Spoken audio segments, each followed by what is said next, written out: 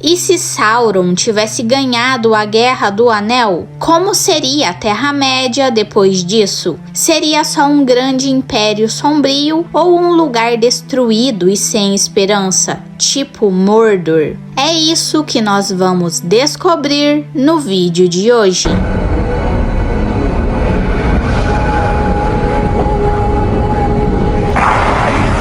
Bom, felizmente, Sauron perdeu, mas se ele tivesse vencido, o que teria acontecido? O exército de Aragorn estava completamente em desvantagem na Batalha de Mohanun, sendo superado em número de 10-1. Se não fosse pelos hobbits destruindo o anel, a vitória de Sauron era praticamente certa. Mas e depois? Os personagens que conhecemos dão algumas pistas. Gandalf fala sobre uma segunda escuridão, cobrindo toda a Terra-média. O Elrond menciona que tudo seria conquistado e governado por Sauron. Galadriel fala sobre ser exposta diante do inimigo, mas no fim, ninguém entra em detalhes sobre como seria essa dominação. A única pista mais concreta vem do próprio Boca de Sauron, aquele servo do Sauron que aparece no final, nos Portões Negros, tentando negociar com o Gandalf e Aragorn. Ele diz que se Gondor e seus aliados aceitassem a derrota, Sauron permitiria que os povos livres se retirassem para o oeste do rio Anduin, desde que nunca mais pegassem em armas contra ele. Então, o mundo seria dividido em 3 partes. Primeiro, tudo a leste do Anduin. Isso seria domínio direto do Sauron. Inclui Mordor, as Terras Ermas, Mirkwood, Erebor, Dale e a Cidade do Lago. Ou seja, um pedaço gigantesco da Terra-média ficaria sob o controle total do Senhor do Escuro. Segundo, a região entre o Anduin e as Montanhas Sombrias. Aqui, os povos livres até poderiam continuar existindo, mas seriam subordinados do Sauron. Gondor, Rohan, Fangorn, Lothlórien, todos esses lugares seriam desmilitarizados e teriam que pagar tributos a Mordor. Eles até poderiam ter uma certa autonomia, mas na prática seriam controlados por Sauron e forçados a obedecer às suas ordens. Quer um exemplo? Eles teriam que reconstruir Isengard para que um novo governante escolhido por Sauron pudesse morar lá. E terceiro, as terras a oeste das Montanhas Sombrias. Isso inclui lugares como Valfenda, Bree e o Condado. Não sabemos exatamente o que o Sauron faria com essas terras, mas pelo tom da negociação do Boca de Sauron, parece que ele não se importava muito com elas. Talvez elas pudessem continuar existindo, mas com o tempo acabariam sendo engolidas pelo domínio de Mordor. Ou seja, se os povos livres tivessem desistido e pedido paz, a Terra-média teria sido dividida assim, uma parte completamente sob o domínio de Sauron, outra sendo forçada a servir ele e uma terceira que talvez tivesse um tempo de trégua, mas inevitavelmente cairia também. No fim, não haveria mais lugar seguro e toda a Terra-média acabaria coberta pela escuridão. Mas dá para confiar no Sauron ou no Boca de Sauron? Porque enquanto ele falava sobre um inquilino esquerdo que Sauron colocaria para governar Isengard, os nossos heróis perceberam algo olhando nos olhos dele. Ele mesmo queria esse cargo. Ele pretendia juntar o que restasse das terras livres e governá-las, como um tirano, transformando todo mundo em seus escravos. Ou seja, aquela história de que os povos poderiam governar seus próprios assuntos era pura mentira. O Boca de Sauron queria escravizar todo mundo. Isso levanta uma pergunta interessante. Como Sauron governaria tudo isso?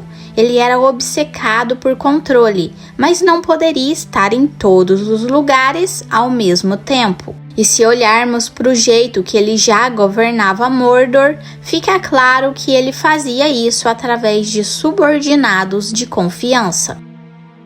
O Boca de Sauron não inventou aquela conversa sobre ficar em Isengard do nada. Ele já era o comandante da Torre de Barad-dûr, a fortaleza principal de Sauron. A base das Minas Morgul era comandada pelo Rei Bruxo de Angmar, o líder dos Nazgûl. Dol Guldur, a fortaleza de Sauron na Floresta das Trevas, estava sob o controle de Khamûl, um dos Nazgûl. Então fazia sentido imaginar que Sauron usaria o mesmo sistema para governar o resto da Terra-média, colocando líderes de confiança para comandar cada região conquistada. Aliás, o Sauron já controlava mais do que apenas Mordor. O seu domínio ia muito além, chegando ao sul, ao leste e até um pouco ao norte.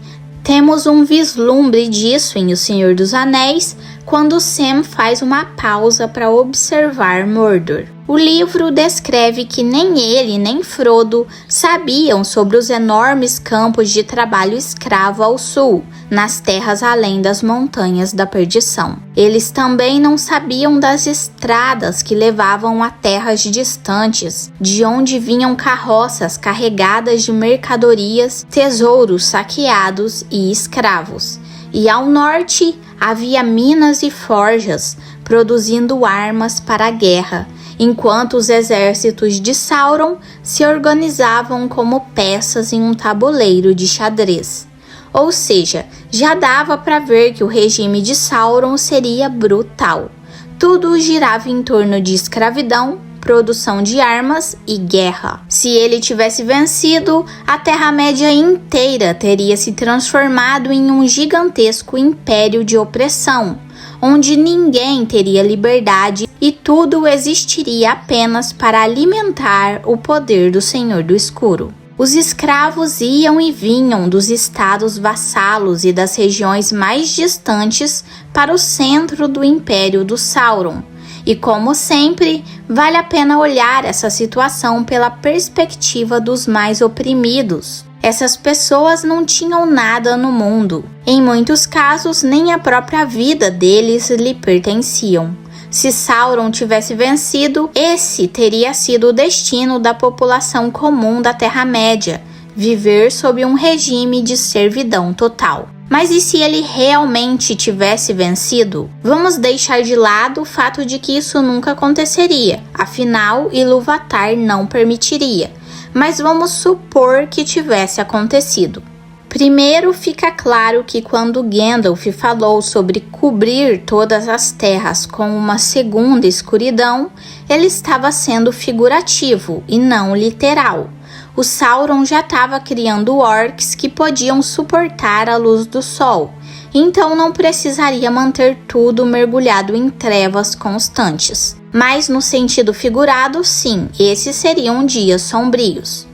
Nós podemos ignorar as falsas promessas do Boca de Sauron de que algumas regiões ainda teriam autonomia. Ele mesmo se traiu ao deixar claro que pretendia escravizar todos sob o seu domínio.